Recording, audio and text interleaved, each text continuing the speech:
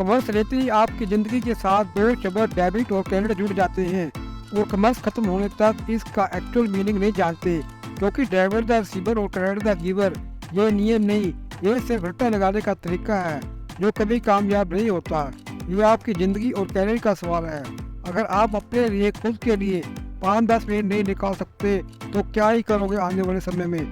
तो चलिए शुरू करते हैं। और यूट्यूबर की तरह मैं आपको ये नहीं बताने वाला कि बिजनेस में कोई वस्तु या कैश आ रही है उसे डेबिट या क्रेडिट करो, बल्कि आपको 3 सिंपल टेक्निक्स बताऊंगा।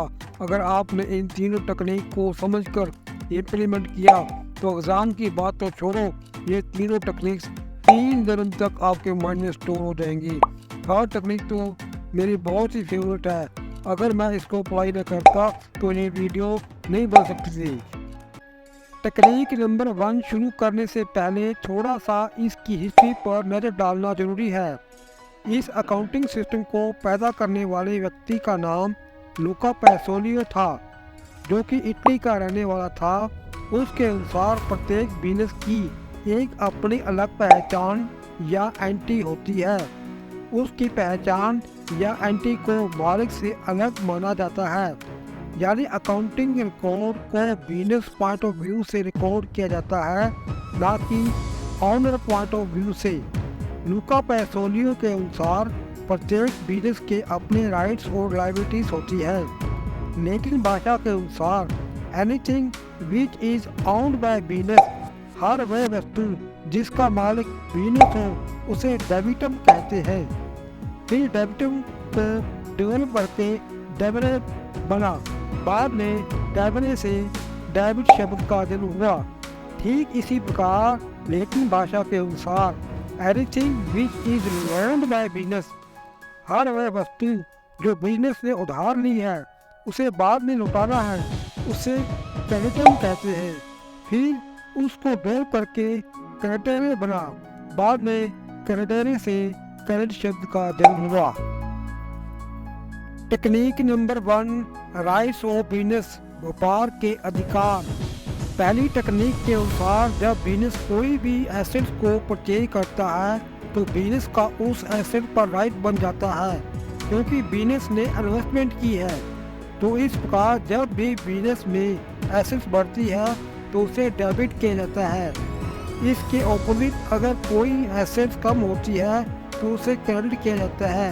यहाँ पर कम होने का अर्थ है किसी एसेट को बेच देना या उसका डैमेज हो जाने से होता है। एक्सपेंसिव को डेबिट इसीलिए किया जाता है क्योंकि बिजनेस द्वारा एक्सपेंसेस करने से जो भी सर्विस मिलती है उस सर्विस को प्राप्त करने का राइट बिजनेस का होता है। मान लो बिजनेस ने अपने एम्प्लॉइज को 50,000 रुपये की 1 महीने की सैलरी दी, तो 1 महीने की सर्विस या काम लेने का अधिकार बिजनेस का होता है, इसीलिए एक्सपेंसेस को डेबिट किया जाता है। अब लॉसेस की बात करें तो लॉसेस को डेबिट किया जाता है। जैसे कि मान लो बिजनेस ने ट्रक में माल मंगवाया, किसी कारणवश रास्ते में ट्रक का कोई डैमेज होता है या उसका कोई एक्सीडेंट कह सकते हैं। अगर उसमें रखा हुआ माल डैमेज नष्ट होता है तो उसका घाटा लॉस भी बिजनेस का एक्सपेंस ही माना जाएगा, जो कि डेबिट हो। समझ रहे हो? टेक्निक नंबर 2 लायबिलिटीज और बिजनेस, व्यापार की जिम्मेदारियां। Anything which is loaned by business, हर वह वस्तु या चीज जो बिजनेस ने उधार ली है जिसे बाद में लौटाना है उसे लायबिलिटी कहते हैं, चाहे वो बैंक का लोन हो या किसी पार्टी से उधार माल लिया हो। लैटिन भाषा के अनुसार व्यापार की सभी जिम्मेदारियों को क्रेडिटम बोला जाता है। क्रेडिटम से क्रेडिटरे और इससे क्रेडिट शब्द का प्रचलन या जन्म हुआ, इसीलिए बिजनेस की लायबिलिटीज को क्रेडिट किया जाता है। इसके साथ ही कैपिटल भी बिजनेस की लायबिलिटी ही होती है, जो कि एक प्रकार से ओनर से लिया हुआ लोन ही होता है जिसे बिजनेस को लौटाना होता है।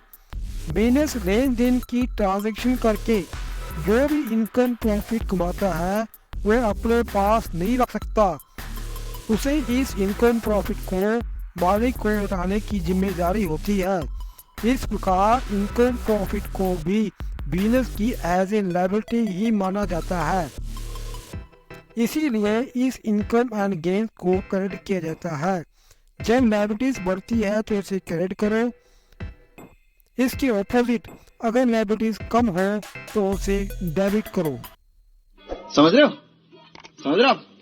टेक्निक नंबर 3, इसके अनुसार कार्यकुशलता की जरूरत सिर्फ अकाउंटिंग में ही नहीं बल्कि हर जगह या हर काम में पड़ती है। यह कार्यकुशलता एक दिन में नहीं, इसको लगातार प्रैक्टिस करके प्राप्त किया जा सकता है। इसीलिए कहा गया है practice make the man perfect. अगर यहाँ तक वीडियो देख रहे हो तो आपको वीडियो देखने की बधाई हो। थैंक्स।